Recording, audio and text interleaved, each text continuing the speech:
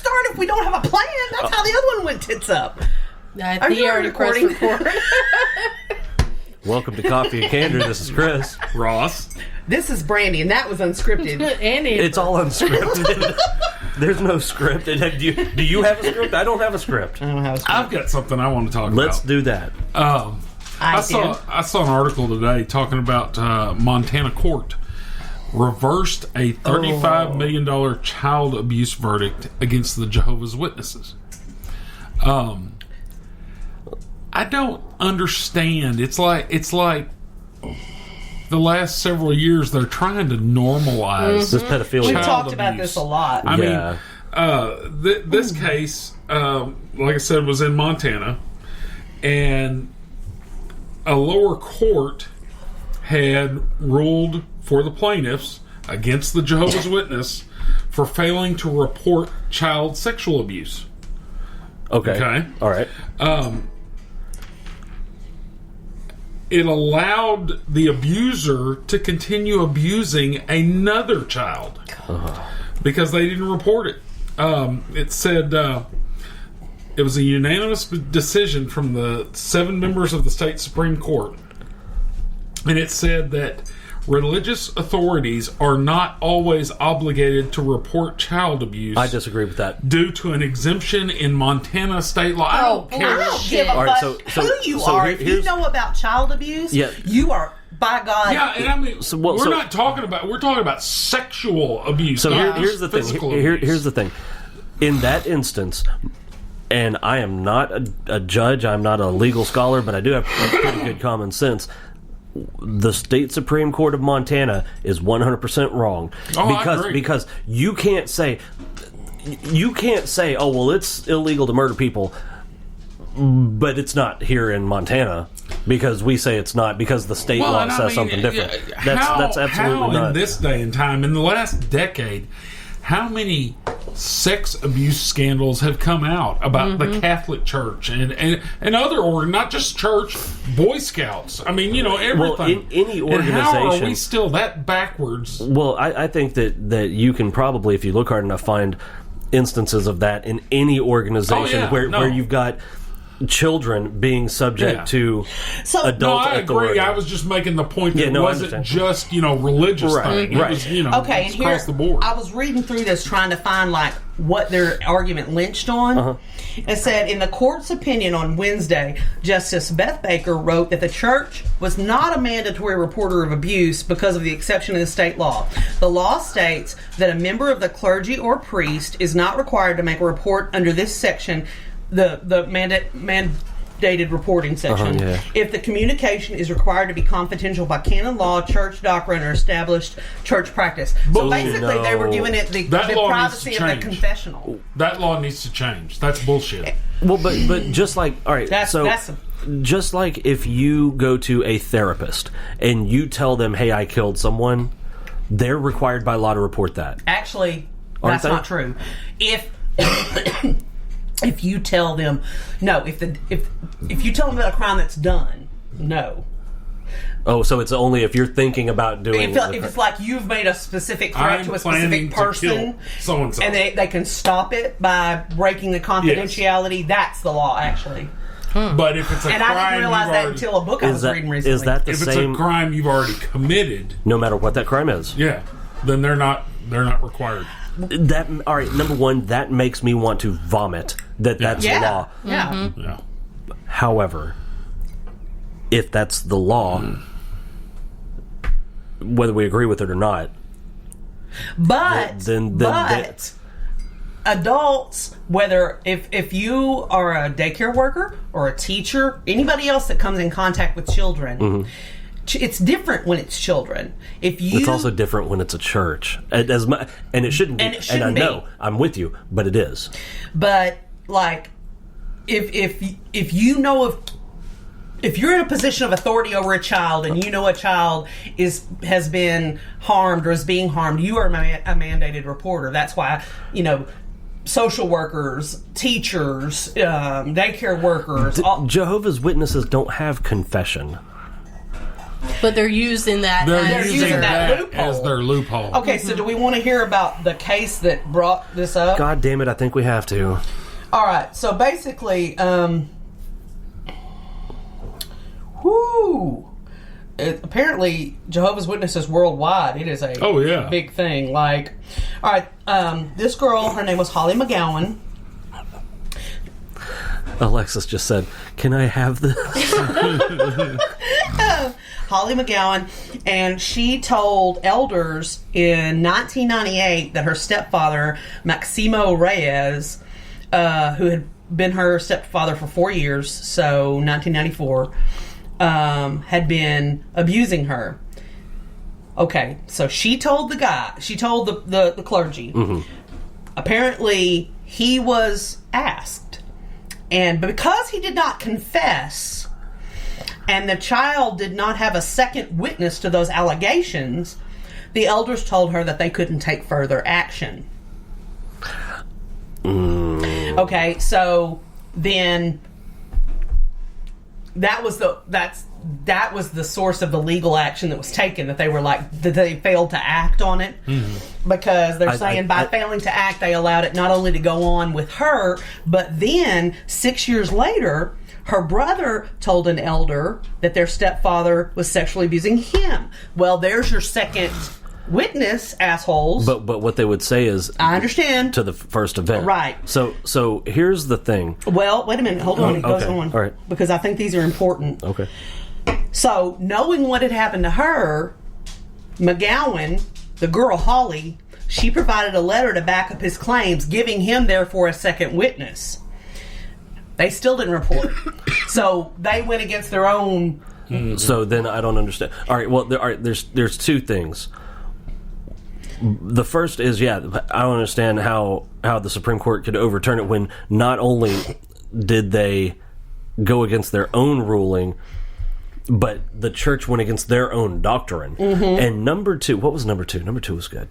I think both of those kids should be able to sue the church civilly. Well, and that's what's been happening. Okay, all right. And that's what brought about the ruling that was at the beginning of this. That was an overturn of a civil case? Yeah. Of a civil case. Shit. So now, so once they did not report, once they got the second witness with the girl and her brother, and they didn't report to authorities, but they did convene a committee and banish Reyes from the congregation. Oh, well, that's good. Yeah, well, but wait. Yeah. A year later, he begged to be let back in, and they let him back in. They reinstated him.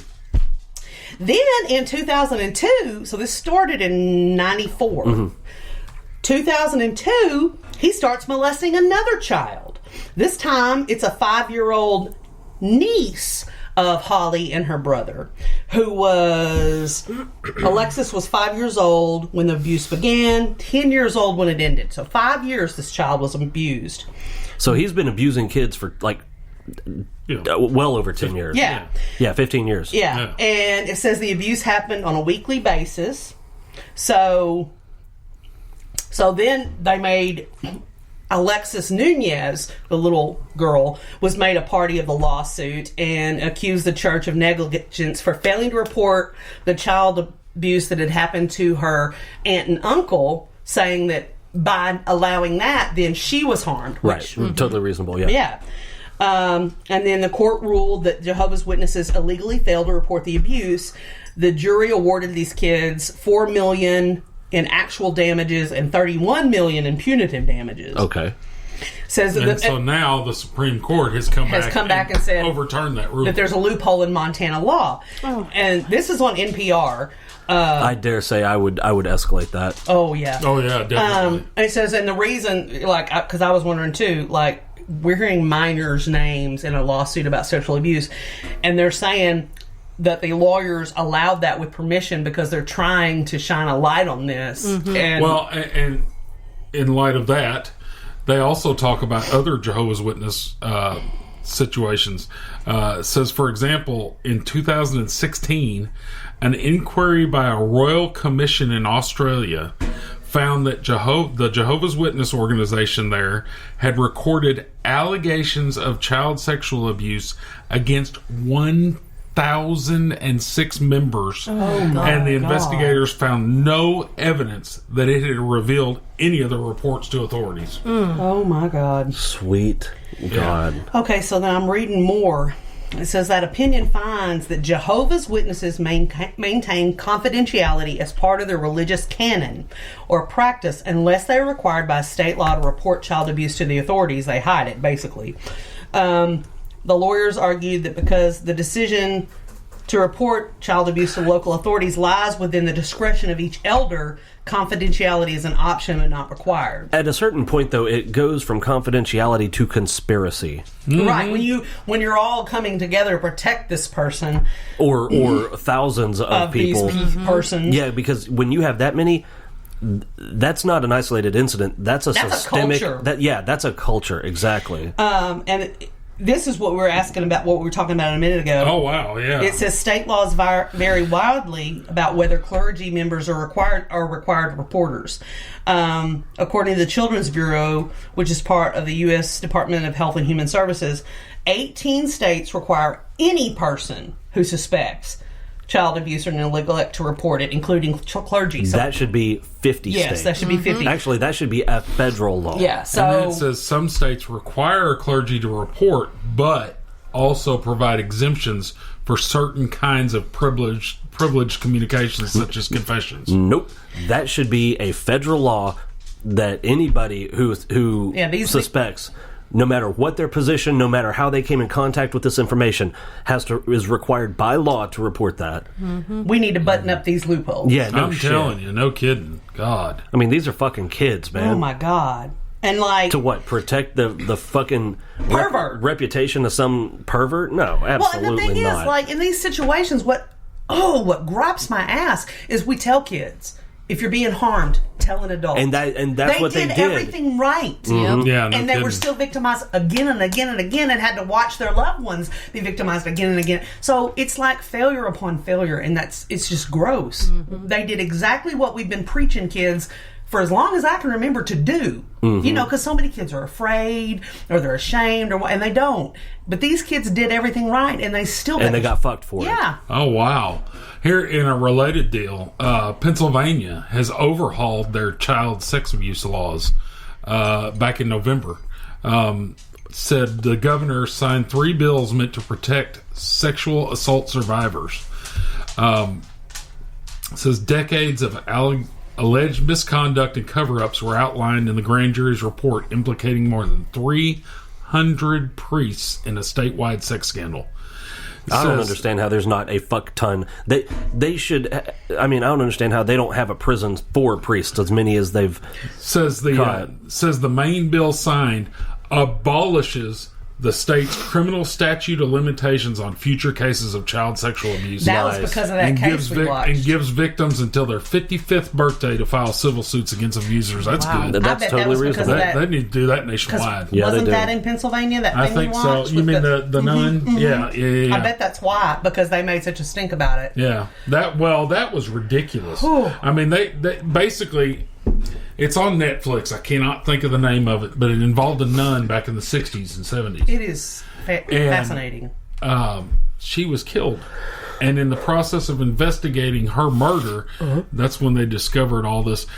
This priest literally had started in his early 20s and just basically had been shuffled from position to position. It's called The Keepers. I just looked it up. Had been shuffled from position to position to keep from a scandal or anything happening. Teachers, and priests. guess where the final position he was at?